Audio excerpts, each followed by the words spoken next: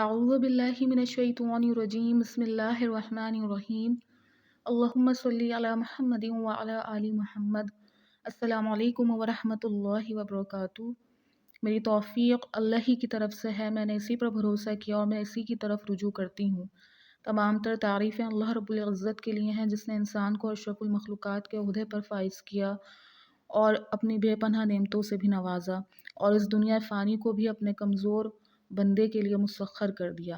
بعد اللہ رب العزت کی تعریف کے لاکھوں کروڑوں درود و سلام بجانب خاتم النبیین حضرت محمد صلی اللہ علیہ وآلہ وسلم پر۔ اللہ رب العزت کا بڑا کرم کہ اس نے اپنے محبوب کا امتی بنایا، اور یہ میری خوش نصیبی کہ آقا جان حضرت محمد صلی اللہ علیہ وآلہ وسلم کا ذکر ان پر درود شریف بھیجنے والوں میں اور ان کی حدیث پاک پڑھنے والوں اور اس پر عمل کرنے والوں کی فہرست میں مجھ ناچیز کا بھی نام شامل ہو جائے۔ حضرت امام حسن رضی اللہ تعالیٰ عنہ سے رسول اللہ صلی اللہ علیہ وآلہ وسلم کا یہ ارشاد نقل کیا ہے کہ تم جہاں کہیں ہو مجھ پر درود پڑھتے رہا کرو، بے شک تمہارا درود میرے پاس پہنچتا رہتا ہے۔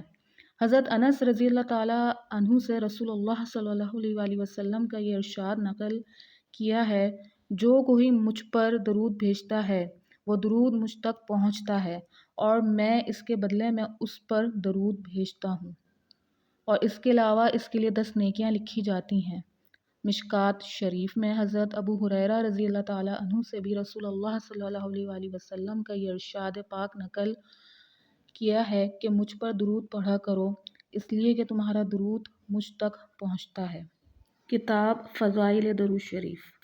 اپنے نبی آقا جان خاتم النبیین حضرت محمد مصطفیٰ صلی اللہ علیہ وآلہ وسلم کو پہچانیے، ان سے محبت کیجیے، ان سے اپنا رشتہ مضبوط کیجیے، اور خوب درود و سلام کا تحفہ خاتم النبیین حضرت محمد صلی اللہ علیہ وآلہ وسلم کی خدمت اطہر میں دل و جان سے پیش کیجیے۔